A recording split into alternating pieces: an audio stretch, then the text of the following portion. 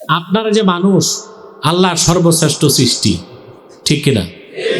এই মানুষের আদি উৎস কি? What is the origin of man? মানুষের আদি উৎস কি? কোত্থেকে আমরা, কেন আমরা, কি জন্যে আমরা, কোত্থেকে আসলাম, কোথায় আবার যাব? এই কথাগুলোকে আল্লাহ তাআলা কোরআন কারীমে স্পষ্ট করে দিয়েছেন। বলেন সুবহানাল্লাহ। আপনি যদি কোরআনকে বাদ দিয়ে অন্যান্য সেমিটিক ধর্ম যেগুলো আছে, সেমিটিক ধর্ম বুঝেন? যে ধর্মগুলো এক সময় সত্য ছিল, যেমন ইহুদি এবং নাসারা, মুসা নবী কর্তৃক আনিত দিন, ঈসা নবী কর্তৃক আনিত ধর্ম, পরবর্তীতে তা বিকৃত হয়েছে এবং রহিত হয়েছে। ওই ধর্মগুলোকে বলা হয় সেমিটিক ধর্ম। ওই ধর্মগুলো তো এসেছে মানুষের আদি উৎস আদম এবং হাওয়া, একজন পুরুষ একজন নারী। আর এই কথাটি চূড়ান্ত সত্য হিসেবে প্রমাণ করেছে আল্লাহর কোরআন। এই কোরআনকে বাদ দিয়ে যদি প্রচলিত দর্শন ও বিজ্ঞানকে প্রশ্ন করেন মানুষের আদি উৎস কি, তারা এটার জবাবে একটা সুন্দর গল্প তৈরি করছে। গল্পটা অনেকটা আমাদের দেশে আষাঢ় মাসে দাদি নারীরা যে গল্প বলতো নাতিদেরকে, ওই রকম গল্প, ওই রকম গল্প। আষাঢ় মাসে কিছু আষাঢ়ে গল্প শুনতেন না আপনারা? বৃষ্টি পড়তো ঝপঝপ, খিচুড়ি রান্না হতো, ইলিশ মাছ ভাত, ঠিক কিনা, পোড়া মরিচ। নাতি নাতনিদের ঘুম পাড়াতে দাদিরা কিছু গল্প বলতো। এক দেশে ছিল এক রানী, তার ছিল একটা ঘোড়া, ঘোড়ার ছিল 8টা পা, 3টা লেজ, 2টা মাথা। এই আষাঢ় মাসের গল্প শুনতে শুনতে নাতি যে ঘুমায় যেত কখন টের পেত না দাদি নানি। তো বিজ্ঞান আমাদেরকে একটা গল্প বানায় দিচ্ছে। তারা বলতে চায় আজ থেকে 500 কোটি বছর আগে, কত? মহাবিস্ফোরণের পর সূর্য চন্দ্র নক্ষত্র গ্রহ গ্রহাণুপুঞ্জ নীহারিকা ধূমকেতু ছড়ায় গেছে। তো সূর্যের পাশ দিয়ে খুব শক্তিশালী একটি নক্ষত্র যাচ্ছিল। ওই নক্ষত্রের প্রবল আকর্ষণে সূর্যের একটা টুকরা ভেঙে গেছে, মহাশূন্যে ঘুরতে ঘুরতে আগুনের পিণ্ডটা ঠান্ডা হয়ে পৃথিবী হয়ে গেছে। 500 কোটি বছর আগে এটা দেখছে কি? কথা বুঝতেছেন? তারপর 450 কোটি বছর আগে, মানে 4.5 বিলিয়ন বছর আগে, পৃথিবীতে কোনো জীব ছিল না, প্রাণী ছিল না। পানিতে হঠাৎ এককোষী জীব অ্যামিবা জন্ম নিল। পরবর্তীতে এককোষী জীব অ্যামিবা ফিউশন, কোষ বাড়তে বাড়তে পানিতে একটা কীট হয়ে গেল। কীটটা বিবর্তন, এভুলেশনের মাধ্যমে বড় হতে হতে একটা ব্যাঙ হয়ে গেল। ব্যাঙটা এক সময় পানি থেকে ডাঙ্গায় আসলো। এভুলেশনের মাধ্যমে ব্যাঙটা হয়ে গেল গিনিপিগ জাতীয় প্রাণী। পরবর্তীতে বিবর্তনের মাধ্যমে এই গিনিপিগটা হয়ে গেল ধীরে ধীরে বানর, শিম্পাঞ্জি, ওরাং ওটাং আর গরিলা। তারপর কোটি কোটি বছর আগে বানর একদিন 2 পায়ে দাঁড়ায় দৌড় দিল, ল্যাজ পড়ে গেল, হয়ে গেছে মানুষ। এই হচ্ছে ডারউইনের দ্য থিওরি অফ এভুলেশন, বিবর্তনবাদ। ডারউইন এই গল্পটা লেখার সময় মেয়াদ উত্তীর্ণ গাঁজা কয়েক পোটলা খেয়েছে, তাতে আমার কোনো সন্দেহ নাই। আপনারা কি বলেন? কারণ মেয়াদ আছে এমন গাঁজা খাইলেও মাথায় এত আউলাইতে পারে না। বড় দুঃখ, সেই ডারউইনের আষাঢ়ে গল্প, গাঁজাখুরি মতবাদ আমাদের দেশে বিজ্ঞান বইতে সংযোজন করা হয়েছে। 9ম শ্রেণী থেকে গ্রাজুয়েশন পর্যন্ত বায়োলজিতে, জুলজিতে পড়ানো হচ্ছে দ্য থিওরি অফ এভুলেশন, বানর থেকে মানুষ। জাফর ইকবালরা এগুলো পড়াই বলেই তাদের ছাত্ররা হনুমান আর বানরের মতো কাজ করতেছে অনশন করে। ছাত্র শিক্ষককে পিটাইতে চায়, শিক্ষকের নাম ফুটবলে লেখে, তারপরে ফুটবল খেলতেছে। যদি শিক্ষককে পাইতো তার কল্লা দিয়া ফুটবল খেলতো। যদি আপনারা স্কুল কলেজে বানর তত্ত্ব পড়ান, ছাত্র তার মানুষ হবে না, বানরের মতোই আচরণ করবে। কথা বুঝতেছেন? 2006 সালে মার্কিন যুক্তরাষ্ট্র সংসদে বিল পাশ করে বিবর্তনবাদ বা বানর থেকে মানুষ এই মিথ্যা মতবাদকে বাদ দিয়েছে। তারা বলেছে the theory of evolution is not a scientific fact, it is nothing but the hypothesis of Charles Darwin. বিবর্তনবাদ কোনো বৈজ্ঞানিক মতবাদ নয়, এটা চার্লস ডারউইনের একটি নিজস্ব মন মস্তিষ্ক প্রসূত মতবাদ। 2000 কত সালে? 6 সালে। কথাগুলো খেয়াল করেন ভালো করে। ঠিক তারপর ভারতের পার্লামেন্টে শিক্ষামন্ত্রী দাঁড়িয়ে বলল যে বিবর্তনবাদ তো বৈজ্ঞানিক মতবাদ নয়, আমেরিকা বাদ দিছে, আমরাও বাদ দিব। সে দেশের প্রধানমন্ত্রী দাঁড়ায় গেছে, দাঁড়ায় বলল যে না, আমাদের শাস্ত্রে একটু একটু পাওয়া যায় যে মানুষের পূর্বপুরুষ হনুমান ছিল, তো হনুমান আর বানর তো পরস্পর খালাতো ভাই, অতএব এই তত্ত্বটা মানা যাইতে পারে। আমেরিকা বাদ দিল 2006-এ, আর আমরা 2010-এ নতুন করে বিবর্তনবাদকে বাংলাদেশের বিজ্ঞান বইতে ঢুকাইলাম। নাউজুবিল্লাহ বলবেন না? এই সমস্ত মিথ্যা মতবাদকে খণ্ডন করার জন্য কোরআনের একটি আয়াত যথেষ্ট। আল্লাহ তাআলা বলেন, ইন্না খালাকনাকুম মিন যাকারিন ওয়া উনসা ওয়া জাআলনাকুম শুউবান ওয়া ক্বাবাইলা লিতাআরাফু ইন্না আকরামাকুম ইনদাল্লাহি আতকাকুম। সুবহান। হে মানব জাতি, তোমাদেরকে আমি তৈরি করেছি একজন পুরুষ থেকে, একজন নারী থেকে। বলেন সুবহান। মানুষের আদি নিবাস, প্রথম আবাসস্থল জান্নাত। কারণ প্রথম মানুষ যিনি আপনাদের বাবা, জোরে বলেন তো নামটা কি? তাকে আল্লাহ সৃষ্টি করেছেন কোথায়? জান্নাতে। আর বানরের সৃষ্টি জঙ্গলে। তাহলে বিজ্ঞান মানুষ ও মানবতাকে সমুন্নত করে নাই। বিজ্ঞান মানতে গেলে বলতে হয় মানুষের আদি পিতা বানর আর তার অস্তিত্ব জঙ্গল থেকে। আর কোরআনকে মানলে বলতে হয় যে না, মানুষের আদি উৎস আদম আর তার আদি নিবাস জান্নাত। কোথায় জান্নাত, কোথায় জঙ্গল, কোথায় আদম, কোথায় বানর? তাহলে মানুষ ও মানবতা সমুন্নত করেছে বিজ্ঞান না আল্লাহর কোরআন? জোরে বলেন। কথাগুলো বুঝতেছেন? প্রথমে আল্লাহ তাআলা তৈরি করলেন হযরত আদমকে বেহেশতের মধ্যে। সুবহান। আল্লাহ, মনে রাখবেন, আল্লাহর প্রিয় সৃষ্টি মানুষ, আল্লাহর সুন্দরতম সৃষ্টি মানুষ, আল্লাহর শ্রেষ্ঠ সৃষ্টি মানুষ, আল্লাহর পরিকল্পিত সৃষ্টি মানুষ। শিক্ষিত মানুষ তো নাস্তিক হতে পারে না। কথাগুলো আমি বলবো আপনাদেরকে। একজন বিবেকবান শিক্ষিত মানুষের নাস্তিক হবার সুযোগ নাই। কারণ ইমাম আবু হানিফা বলেছেন, মান আরাফা নাফসাহু ফাকাদ আরাফা রাব্বাহু। যে নিজকে চিনল সে তার রবকে চিনল।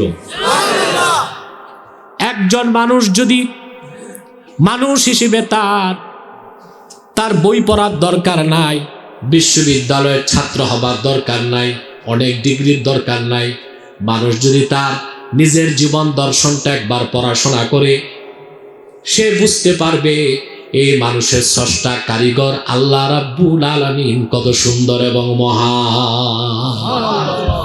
সেজন্য আল্লাহ রাব্বুল আলামিন কোরআন কারীমের জায়গায় জায়গায় মানুষকে তার আত্মপরিচয় উপলব্ধি করার জন্য ইঙ্গিত করেছেন। বলেন সুবহানাল্লাহ। আদমকে আল্লাহ তৈরি করলেন কোথায়? জান্নাতে। মানুষ এত সুন্দর কেন হলো?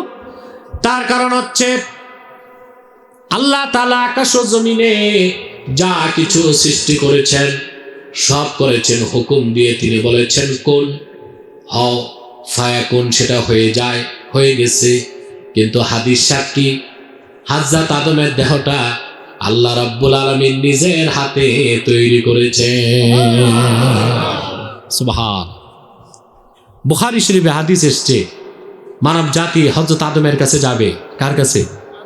হাসর ময়দানে।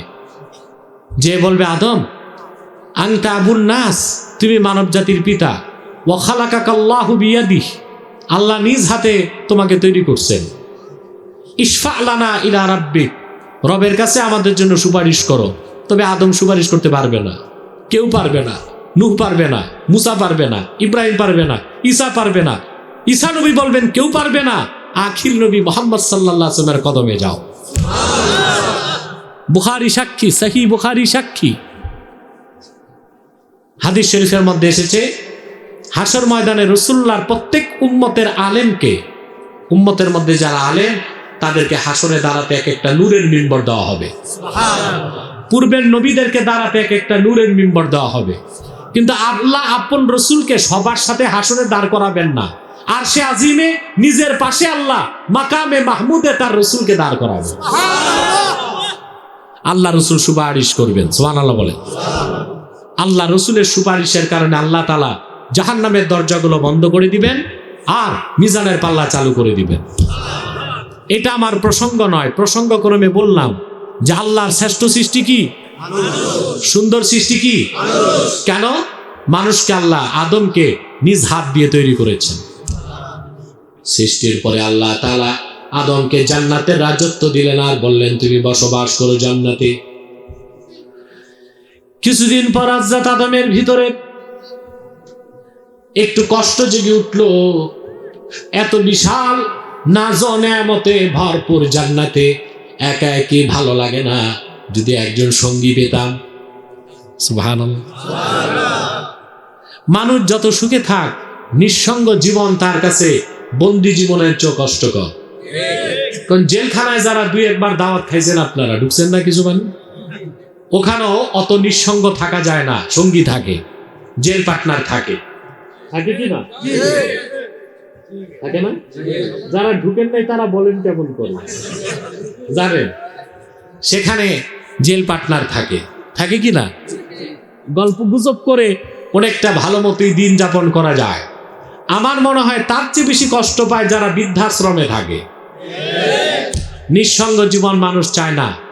মানুষ সঙ্গী চাওয়ার প্রবণতা তৈরি হয়েছে জান্নাত থেকে, আদম থেকে। সুবহানাল্লাহ বলে। আপনারা দেখেছেন গত সপ্তাহে টক অফ দ্য কান্ট্রি কুমিল্লাতে এক অ্যাডভোকেট 93 বছর বয়সে বিয়ে করছে। আহারে, আমি তার ভিডিওতে ছবি দেখলাম, বুড়া মানুষ, 93 বছর বয়স, মাথাটা 30 ডিগ্রি অ্যাঙ্গেল হয়ে গেছে, কিন্তু 38 বছরের বউ পাশে বসায় রাখছে। ঠিক কিনা?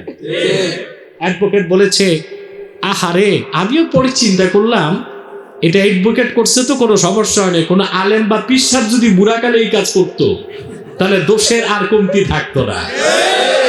কারণ ওনারা বদমাশি করতে ক্লাবে ক্লাবে ঘুরে, সমস্যা নাই।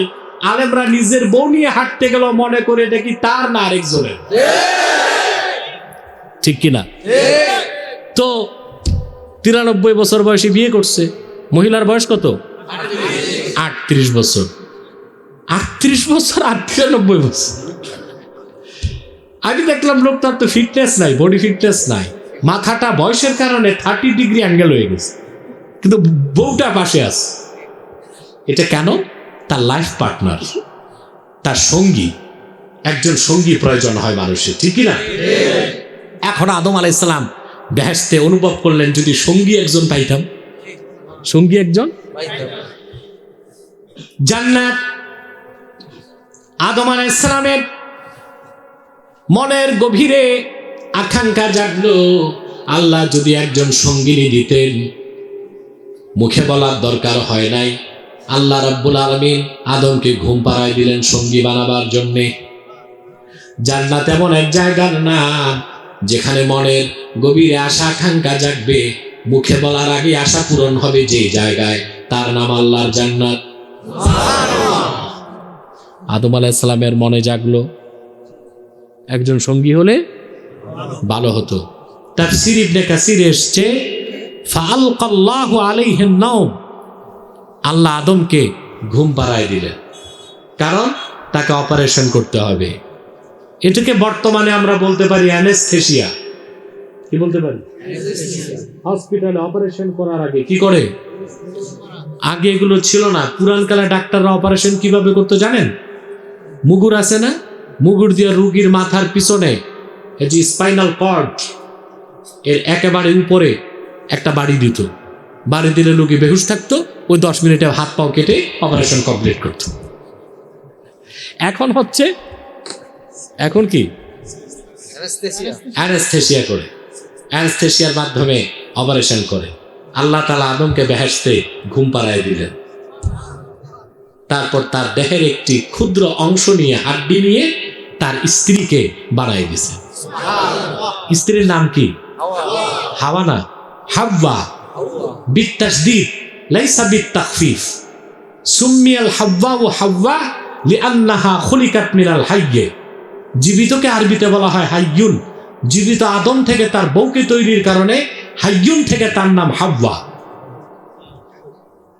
কথা বুঝতে পারছেন? আল্লাহ তাআলা হাওয়াকে সৃষ্টি করলেন, আমের ঘটনা বলা উদ্দেশ্য নয়। তারপর কি হলো? দুইজন বেহেশতে বসবাস করতে লাগলেন। আল্লাহ তাআলা ডাক দিয়ে বললেন, وَقُلْنَا يَا آدَمُ اسْكُنْ أَنْتَ وَزَوْجُكَ الْجَنَّةَ وَكُلَا مِنْهَا رَغَدًا حَيْثُ شِئْتُمَا وَلَا تَقْرَبَا هَذِهِ الشَّجَرَةَ فَتَكُونَا مِنَ الظَّالِمِينَ। হে আদম, তুমি এবং তোমার স্ত্রী পরমানন্দে জান্নাতে বসবাস করো, যা খুশি তা ভক্ষণ করো, তবে এই একটি বৃক্ষের কাছেও এসো না। যদি আসো তোমরা স্বামী স্ত্রী জালেম হয়ে যাবে। কোরআন শরীফের আয়াত ব্যাখ্যা করা আমার উদ্দেশ্য, ঘটনা বলা উদ্দেশ্য নয়। হযরত আদম আর হাওয়া শয়তানের প্ররোচনায় গন্ধম খেলেন, জান্নাত তাদের জন্য হারাম হয়ে গেল। আল্লাহ আদমকে বহিষ্কার করলেন, নামায় দিলেন শ্রীলঙ্কায়। কোথায়? আর তার স্ত্রী হাওয়াকে নামায় দিলেন আরবের জেদ্দায়। এখনো জেদ্দা মিউনিসিপ্যালিটি কবরস্থানের মধ্যে মা হাওয়ার কবর দেখা যায়। মাথার কাছে লেখা আছে উম্মুনা হাওয়া, তিনি আমাদের মা হযরতে হাওয়া আলাইহাস সালাম। সুবহান। তারপরে আদম আলাইহিস সালামের সাথে হযরত হাওয়ার সাক্ষাৎ হলো আরাফায়। কোথায়? আরবে। সুবহানাল্লাহ। হযরত হাওয়ার কবরটা জেদ্দায়, আর আদমের কবর হচ্ছে মিনাতে মসজিদ আল খাইফে। মসজিদ আল খাইফে। সেই কথাগুলো বলা আমার উদ্দেশ্য না, আমি আপনাকে আয়াতের অর্থটা বুঝাচ্ছি। পৃথিবীতে আসার পর আল্লাহ তাআলা নতুন নিয়ম করলেন। প্রথম মানুষটিকে আল্লাহ তৈরি করলেন মাটি থেকে, আর তার বউকে সৃষ্টি করলেন হাড্ডি থেকে। সুবহানাল্লাহ। এরপর পৃথিবীতে মানুষ সৃষ্টির একটাই পদ্ধতি করে দিলেন, স্বামী আর স্ত্রীর বীর্য থেকে মিলনের মাধ্যমে মানুষের বীর্য থেকে মানুষ হবে। বলেন সুবহানাল্লাহ। ঠিক কিনা? আল্লাহ পাক কোরআন শরীফে বলেছেন, হাল আতা আলাল ইনসানি হিনুম মিনাদ দাহরি লাম ইয়াকুন শাইআম মাযকুরা ইন্না খালাকনাল ইনসানা মিন নুতফাতিন আমশাজ নাবতালিহি ফাজআলনাহু সামিআন বাসীরা। আল্লাহ পাক বলেন, অবিশ্বাসী, সংশয়বাদী, নাস্তিক কাফেরদেরকে আল্লাহ প্রশ্ন করেন, হাল আতা আলাল ইনসানে হিনুম মিনাদ দাহর। মানুষকে প্রশ্ন করছেন, মানুষের জীবনে কি আমার একটা মুহূর্ত আসে নাই মানুষটি যখন উল্লেখযোগ্য কোনো বস্তুই ছিল না? এই সময়টা কি আপনার আসে নাই? জিটাও তো ঠিক মতো বললেন না। আসছে? যার বয়স 41 বছর আগে আপনার কি নাম ছিল? নাম ছিল চৌধুরী, পাটোয়ারি, ভুইয়া, কথা বলে না, চ্যাটার্জি, ব্যানার্জি, একটা নাম ছিল, কিছুই না। আল্লাহ বলেন, ইন্না খালাকনাল ইনসানা মিন নুতফাতিন আমশাজ আর মিন নুতফাতিন মুখতালাতাইনে মিন নুতফাতিল আবি ওয়াল উম্মে। অতঃপর মানুষকে আমি সৃষ্টি করেছি পিতার বীর্য ও মায়ের বীর্যর মিশ্রণ থেকে। বলেন সুবহানাল্লাহ। পিতার যে বীর্য তাকে বলা হয় শুক্রাণু, মায়ের যে বীর্য তাকে বলা হয় ডিম্বাণু, একটা স্পার্ম আর একটা ওভাম। সুবহানাল্লাহ। ঠিক কি না? এই স্বামী আর স্ত্রীর মিশ্রিত বীর্য থেকে মানুষ তৈরির পদ্ধতি আল্লাহ চালু করে দিলেন। এভাবে পৃথিবীতে মানুষ আসতেছে। ঠিক কিনা? এই মানুষকে আল্লাহ তাআলা বলেন, এরপরে বলেন, ওয়া জাআলনাকুম শুউবান ওয়া ক্বাবাইলা লিতাআরাফু। আমি তোমাদেরকে সৃষ্টি করেছি একজন পুরুষ থেকে, একজন নারী থেকে, অতঃপর তোমাদেরকে ভাগ করেছি বিভিন্ন সম্প্রদায়তে, জাতিতে, গোত্রে, যেন তোমরা পরস্পর পরস্পরকে চিনতে পারো। আমরা কি চিনতে পারি? কথা বলে না। জি পারি। যেমন তিনি সম্প্রদায় সম্প্রদায় ভাগ করছেন, জাতিতে জাতিতে ভাগ করছেন, গোত্রে গোত্রে ভাগ করছেন। ঠিক কিনা? চায়না থেকে একজন লোক আসলে আমরা চিনব লোকটা চাইনিজ। কথা বলে না। আবার আপনার আফ্রিকা থেকে যদি কেউ আসে আমরা চিনব লোকটা আফ্রিকান। আবার আরব দেশ থেকে যদি আসে তার দৈহিক সৌন্দর্য, দৈহিক ষষ্ঠ, তার চেহারার সমুজ্জ্বলতা থেকে আমরা বুঝবো লোকটা আরবি। আবার নেপাল ভুটান থেকে যদি আসে সব গড়ে পড়ে 3 হাত, নাকগুলো চ্যাপ্টা, দেখলেই বুঝবেন এটা made in Nepal or Bhutan. ঠিক কিনা? আল্লাহ তাআলা গোত্রে গোত্রে ভাগ করেছেন। কেন? মানুষ হচ্ছে আল্লাহর পরিকল্পিত সৃষ্টি।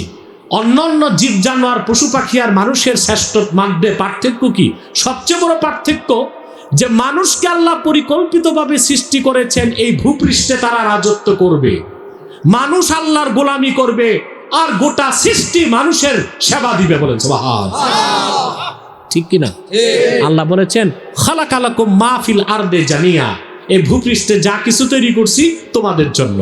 ওয়া সাখখারা লাকুম মা ফিল আরদে জামিয়া, ভূপৃষ্ঠে যা আছে সব আমি নিয়ন্ত্রিত করেছি তোমাদের জন্য। বলে সুবহানাল্লাহ। সেই জন্য আল্লাহ তাআলা মানুষকে গোত্রে গোত্রে ভাগ করছেন, সম্প্রদায়তে ভাগ করছেন। সুবহানাল্লাহ। একটা বিবেকবান মানুষ কোনোদিন নাস্তিক হতে পারে না। সে একটু নিজেকে চিন্তা করলেই পারে যে আমি আল্লাহর পরিকল্পিত সৃষ্টি, আমি আল্লাহর শ্রেষ্ঠ সৃষ্টি। দেখেন না কথাগুলো আল্লাহ কোরআন শরীফে বারবার বলেছেন নাস্তিকদের চোখের পর্দা সরায় দেওয়ার জন্য। যেমন আল্লাহ রাব্বুল আলামিন বলেন ওয়ালাকাদ কাররামনা বানি আদম ওয়া হামালনাহুম ফিল বাররি ওয়াল বাহরি ওয়া রাযাকনাহুম মিনাত তাইয়্যিবাত। আমি মানব জাতিকে সম্মানিত করেছি। সুবহানাল্লাহ বলবেন। ওয়া হামালনাহুম ফিল বাররি ওয়াল বাহরি, জল এবং স্থলে তাকে আমি কর্তৃত্ব দিয়েছি। জল আর স্থলে কর্তৃত্ব কার? মানুষের। জোরে বলেন কার? আল্লাহর বান্দা মানুষের। বিশাল হাতি, তার পিঠে বসে থাকে পুচকো একটা মানুষ। হাতির পিঠে একটা মানুষ বসে হাতিকে যেমনে খুশি অমনে চালায়। কর্তৃত্ব হাতির না মানুষের? হাতির চেয়ে অনেক বড় প্রাণী আছে জলে, যেটা ব্লু হোয়েল, নীল তিমি। একটা নীল তিমি বাচ্চা যখন দেয় তখন বাচ্চাটাই লম্বায় হয় 23 ফুট লম্বা, আর প্রতিদিন বাচ্চাটা দুধ পান করে 2.5 টন। কত? আর একটি পূর্ণবয়স্ক নীল তিমি লম্বায় হয় 93 ফুট। একটি নয়, দুটি নয়, 42টি হাতি আপনি নীল তিমির পিঠে রাখতে পারবেন। সুবহান। এই জলে স্থলে এদের কোনো কর্তৃত্ব নাই। কর্তৃত্ব কার? সুবহানাল্লাহ বলবেন না? মানুষের। এরপর আল্লাহ তাআলা বলেন ওয়া রাযাকনাকুম মিনাত তাইয়্যিবাত, তোমাদেরকে আমি সবচেয়ে দামি খাদ্যগুলো দিছি। আহারে, মানুষ যদি তার রিজিকটা চিন্তা করে তাইলে সে নাস্তিক হতে পারে না। স্রষ্টার সামনে তার মাথা নত হয়ে যাবে। প্রত্যেকটি প্রাণীর দিকে তাকায় দেখেন, প্রতিটি প্রাণী খাবার সময় রিজিকের কাছে তার মাথা যায়, কিন্তু মানুষ যখন খানা খায় রিজিক মাথার কাছে আসে। চিন্তা করেন নাই? গরু, ছাগল, ভেড়া, বকরি রিজিকের কাছে মাথা নিয়ে যায়, ঠিক কিনা? আর মানুষ রিজিক তার মাথার কাছে আসে। সুবহানাল্লাহ বিহামদি, সুবহানাল্লাহ। চিন্তা করছেন আপনি? তারপর দেখেন গরু, ছাগল, ভেড়া, বকরি সারা জীবন ঘাস খায় তো ঘাসই খায়। বাঘ, সিংহ গোশত খায় তো গোশতই খায়। রকমারি দামি দামি খাবার আল্লাহ দিয়েছেন শুধু মানুষকে, কারণ ওগুলো আল্লাহর পরিকল্পিত সৃষ্টি নয়, মানুষের জন্য সৃষ্ট। মানুষ আল্লাহর পরিকল্পিত সৃষ্টি। সুবহানাল্লাহ।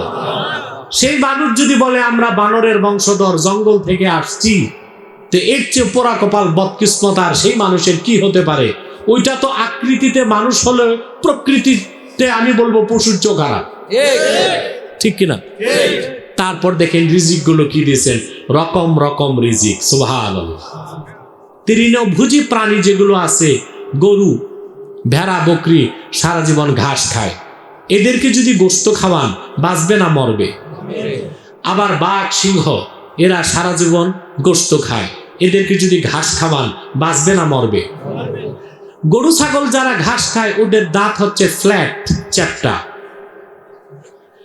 আর বাঘ, সিংহ যারা গোশত খায় ওদের দাঁত হচ্ছে চোকা। ওদের দাঁত আল্লাহ দিয়েছেন শুধু গোশত খাইতে, গরু ছাগলের দাঁত দিয়েছেন শুধু ঘাস খাইতে। মানুষ যেহেতু গোস্ত খাবে, শাকসবজিও খাবে, ওরে 2 রকম দাঁতই দিয়েছেন, চোখা দাঁতও আছে, ফ্ল্যাট দাঁতও আছে। সুবহানাল্লাহ। কারণ এই দুনিয়াটা মানুষের জন্য, আর সব হচ্ছে মানুষের জন্য দুনিয়া। সুবহানাল্লাহ। মানুষ আল্লাহর জন্য আর মানুষের জন্য সব। এগুলো নাস্তিকরা চিন্তা করে না, শুধু গরু ছাগলের মতো খায় আর মৌজ মাস্তি করে। ঠিক কিনা বলেন আমার ভাইয়েরা? তারপরে দেখেন অন্যান্য প্রাণীগুলোকে নির্ধারিত খাদ্যের বাইরে তারা কিছু খেতে পারে না। মানুষের জন্য আল্লাহ তাআলা কত তাইয়্যিবাত, কত দামি দামি সম্মানিত রিজিকের ব্যবস্থা করেছেন। ধান, চাল, গম, ঠিক কিনা, মধু, কত সুন্দর বাহারি ফল ফলাদি। একটি বেদানার দিকে তাকায় দেখেন আল্লাহ তাআলা দানাগুলোর উপরে যে ছিলকাটা দিলেন, কত রকমারি ছিলকা, কত সুন্দর রং দিয়ে। কোন একজন দক্ষ শিল্পী রং আর তুলি দিয়ে এত রং দিয়ে সাজাতে পারবে না। আল্লাহ তাআলা হুকুম দিয়ে ফলটার যত সৌন্দর্য দিয়েছেন, ছিলকাটা খুলে ফেলবেন, মনোমুগ্ধকর গ্রান পাবেন। তারপর দানাগুলোকে আল্লাহ তাআলা পাথর যেভাবে সাজানো হয় সেভাবে সাজায় দিয়েছেন। এই রিজিকগুলো কে দিয়েছেন? আল্লাহ। জোরে বলেন কে? আল্লাহ। তাতে কি বোঝা যায় না আমরা আল্লাহর পরিকল্পিত সৃষ্টি? কথা বলে না। আমাদেরকে আল্লাহ তাআলা সৃষ্টি করেছেন দুনিয়াদারি করার জন্য। বাকি পশু পাখি যেগুলো আছে এগুলো দুনিয়াদারি নাই, এগুলো মানুষের সেবার জন্যে। আর দুনিয়াদারি করার জন্য রাষ্ট্র সমাজ সংসারের দরকার। এই জন্য আল্লাহ তাআলা বললেন ওয়াজআলনাকুম শুউবান ওয়া ক্বাবাইলা লিতাআরাফু, তোমাদেরকে আমি বিভিন্ন জাতিতে, সম্প্রদায়তে, কবিলাতে ভাগ করছি যেন রাষ্ট্র ভিন্ন ভিন্ন হয়, সমাজ ভিন্ন ভিন্ন হয়। পৃথিবীর সব মানুষের চেহারা যদি একরকম হতো তো চুরি করতে একজন, ধরা খাইতো আরেকজন। কথা বলেন। আল্লাহ তাআলা মানুষের মধ্যে মানুষের আইডেন্টিফিকেশন, পরিচয় ভিন্ন ভিন্ন করে দিয়েছেন, ঠিক কিনা? যেমন একটা পরিচয় জাতি হিসেবে ভিন্নতা, দ্বিতীয় পরিচয় দেশ হিসেবে ভিন্নতা।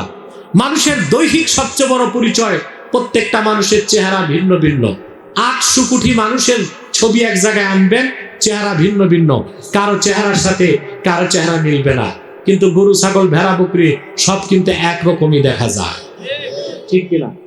মানুষের চেহারা কি ভিন্ন ভিন্ন। তারপর দ্বিতীয় আইডেন্টিফিকেশন রেখেছেন আল্লাহ তাআলা, কণ্ঠের পার্থক্য। একজন মানুষের গলার স্বর আরেকজন মানুষের গলার সুর কখনো মিলবে না। 3 নাম্বার সবচেয়ে বড় মানুষের পরিচয় হচ্ছে তার ফিঙ্গারপ্রিন্ট, আঙ্গুলের রেখা। সুবহানাল্লাহ। এই যে আঙ্গুলের রেখা টিপসই বুড়ারা দেয়, এটাকে আমরা মনে করি হালকা জিনিস না, এটা চূড়ান্ত। এটা কি? এটার উপর কোনো কিছু নাই। আপনি দেখবেন বিদেশ গেলে ইমিগ্রেশনে পাসপোর্ট দেখার পরে, সিল মারার পর, সবকিছুর পর ফিঙ্গারপ্রিন্ট নেয়। কি নেয়? মানে সবকিছুর মূলে কি? 1850 সালের আগে বিজ্ঞান ফিঙ্গারপ্রিন্ট আবিষ্কার করতে পারে নাই, কিন্তু আল্লাহর কোরআন 1000 বছর আগে ফিঙ্গারপ্রিন্টের কথা বলে দিয়েছে। সূরা কিয়ামতে বলেন সুবহানাল্লাহ। আল্লাহ রাব্বুল আলামিন বলেন লা উকসিমু বিয়াউমিল কিয়ামা ওয়া লা উকসিমু বিন নাফসিল লাওয়ামা আয়াহসাবুল ইনসানু আল্লান নাজমা'a 'ইযামা বালা কাদিরিনা আলা আন নুসাউইয়া বানানা। আল্লাহ পাক বলেন মানুষ ধারণা করেছে মৃত্যুর পরে তার হাড় হাড্ডি গোশত কবরের মধ্যে মিশে যাবার পরে হাসরে যখন আমি জিন্দা করব, নতুন করে তার হাড্ডিগুলো জোড়া দিতে পারবো না। মানুষ কি এটাই ভাবছে নাকি? না, শুনে রাখো, আমি কবর থেকে যখন মানুষকে জিন্দা করব, মানুষের আঙ্গুলের অগ্রভাগগুলোকে আমি আল্লাহ সুবিন্যস্ত করে দিব। আল্লাহ কবর থেকে যখন তুলবেন, কানের কথা বলেন নাই, নাকের কথা বলেন নাই, চুলের কথা বলেন নাই, বলেছেন আঙ্গুলের অগ্রভাগগুলো সুবিন্যস্ত করে দিব। এর মাধ্যমে আল্লাহ তাআলা আঙ্গুলের অগ্রভাগে যে ফিঙ্গারপ্রিন্ট আছে, আঙ্গুলের রেখা, সেই দিক মানুষের দৃষ্টিপাত করিয়েছেন। বলেন সুবহানাল্লাহ। তাহলে আল্লাহ তাআলা ব্যক্তিতে ব্যক্তিতে ভিন্নতা রেখেছেন, জাতিতে জাতিতে ভিন্নতা রেখেছেন, ঠিক কিনা? যেন আমরা পরস্পরকে চিনতে পারি, বিয়ে শাদী করতে পারি, রাজনৈতিক সম্পর্ক হয়, সামাজিক কাজকর্ম হয়, রাষ্ট্রীয় কাজকর্ম হতে পারে। এর মাধ্যমেই কিন্তু বিবেকবানরা বুঝে যায় যে আমরা এমনি এমনি হই নাই, বানর থেকে না, জঙ্গল থেকে না, আমরা আল্লাহর পরিকল্পিত সৃষ্টি, ঠিক কিনা বলেন? মহাপরিকল্পনাকারী আমাদেরকে নিখুঁতভাবে সৃষ্টি করেছেন, ঠিক কিনা বলেন? এরপর আল্লাহ তাআলা বললেন, ইন্না আক্রামাকুম ইনদাল্লাহি আতকাকুম। মানুষে মানুষে কোনো অহংকারের সুযোগ নাই, দাপটগিরির সুযোগ নাই, বংশমর্যাদার কোনো সুযোগ। আল্লাহ তাআলা শ্রেণী বৈষম্যের প্রাচীরকে নিশ্চিহ্ন করে দিয়েছেন। সব মানুষ একজন পিতা থেকে, একজন মাতা থেকে। সুবহানাল্লাহ বলবেন। এটা সাম্যের কথা। কিসের কথা? আজকে সাম্যের কথা কমিউনিস্টরা বলে। কারা বলে? কমিউনিস্টরা যা বলে তা আমরা দেখছি কি বলে। ছাত্র জীবনে শুনতাম ওরা বলতো, কমিউনিস্টরা, কেউ থাকিবে গাছতলা, কেউ থাকিবে 5 তলা, তা হবে না, তা হবে না। এখন আমরা দেখছি যারা এই স্লোগানগুলো দিছে, কর্মীরা সব ভিক্ষা করতেছে, আর কমরেডরা সব বাড়ি আর গাড়ি নিয়ে আরামে আছে। আপনারা দেখেন নাই?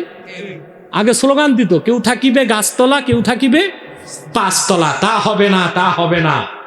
কেউ খাবে তো কেউ খাবে না, তা হবে না, তা হবে না। আমার দেখা ওই কর্মীগুলো এখন রিক্সা চালায় আর ভিক্ষা করে খায়, আর কিছু সর্বহারা হয়েছে। আর কমরেড যারা এই স্লোগানগুলো দিত আমাদের সামনে, তারা এখন বাড়ি আর গাড়ির মালিক হয়ে মৌজমাস্তি করতেছে। সাম্য যদি চাও, মৈত্রী চাও, মানুষের ন্যায্য অধিকার চাও, শ্রমিকের অধিকার, নারীর অধিকার, পিতার অধিকার, শিক্ষকের অধিকার যদি চাও, মানব রচিত তন্ত্রমন্ত্র, সমাজতন্ত্র, রাজতন্ত্র, ধর্মনিরপেক্ষতা দিতে পারে নাই, পারবে না। তা দিতে পারে একমাত্র আল্লাহর কোরআন। ইসলাম শ্রেণী বৈষম্যকে নিশ্চিহ্ন করে দিয়েছে। মর্যাদার মানদণ্ড ইসলাম নির্ধারণ করেছে কি? ইন্না আক্রামাকুম ইনদাল্লাহি আতকাকুম। সেই মানুষদের মধ্যে, সেই মানব জাতির মধ্যে, তোমাদের মধ্যে যার তাকওয়া বেশি, আল্লাহকে বেশি যে ভয় পায়, যার ঈমান বেশি, তাকওয়া বেশি, ওই লোকটার মর্যাদা দুনিয়াতেও বেশি, আখিরাতেও বেশি। আমরা কি এই মানদণ্ডে মানুষকে মর্যাদা দেই? না, আমরা যার টাকা বেশি তারে মর্যাদা দেই, ঠিক কিনা? আঙ্গুল ফুলে কলা গাছ হয়ে যায়। গরিবের রক্ত পানি করা ঘামের পয়সায় অর্জিত সম্পদ যারা লুণ্ঠন করে খায়, চুরি করে খায়, দুর্নীতিবাজি করে, চুরি করে, টেন্ডারবাজি করে, চাঁদাবাজি করে, সুদ খায়, ঘুষ খায়, তাদেরকে আমরা মর্যাদা দিয়ে সমাজকে ধ্বংস করে দিচ্ছি, ঠিক কিনা বলে? নারায়ে তাকবীর, আল্লাহু আকবার, নারায়ে রিসালাত, কুরআন সুন্নাহর আলো, ঘরে ঘরে জালো, ঘরে ঘরে জালো, কুরআন সুন্নাহর আলো, নারায়ে তাকবীর, আল্লাহু আকবার। সাবধান, মর্যাদার মানদণ্ড হবে তাকওয়া। যার ঈমান বেশি, ইলম বেশি, আল্লাহর ভয় বেশি, তারে বড় পদ দিবেন। আজকাল দেখতে পাচ্ছি মসজিদ মাদ্রাসার কমিটিতেও সুদখোর, ঘুষখোর আর চাঁদাবাজরা ঢুকতেছে, দুর্নীতিবাজরা। বেচারা ইমাম সাহেব এতিমের মতো বসে থাকে মিম্বরে, কথা বলতে পারে না, ঠিক কিনা? ইসলাম এই রকম সাম্য, মানবতা, মানবাধিকার শিক্ষা দিয়েছে। কিয়ামত তক চেষ্টা করেও পশ্চিমারা এই রকম মানবতা, মানবাধিকার আর সাম্য উপহার দিতে পারবে না, ঠিক কিনা? এই কথাগুলো আমল করবেন ইনশাআল্লাহ। অতএব যুবক, তোমাদেরকে শেষ বেলা, একদম বিদায় বেলা একটি মেসেজ দিচ্ছি। আর সমাজতন্ত্র, রাজতন্ত্র, ধর্মনিরপেক্ষতা, ন্যাশনালিজম, কমিউনিজম নয়, ব্যাক টু হোলি কোরআন। সব বাদ দাও, বাদ দিয়ে আল্লাহর কোরআনের দিকে ফিরে আসো। সমস্ত মানব রচিত বিকৃত, মিথ্যাশ্রিত ধর্ম, কর্ম, তন্ত্র, মতবাদকে রিফিউজ করে দাও আর ফিরে আসো আল্লাহর কোরআনের ছায়াতলে। পৃথিবীতে পাবে তুমি বহুমাত্রিক কল্যাণ, আখিরাতে পাবে তুমি নাজাত। আল্লাহ কবুল করুক, আল্লাহ মঞ্জুর করুক।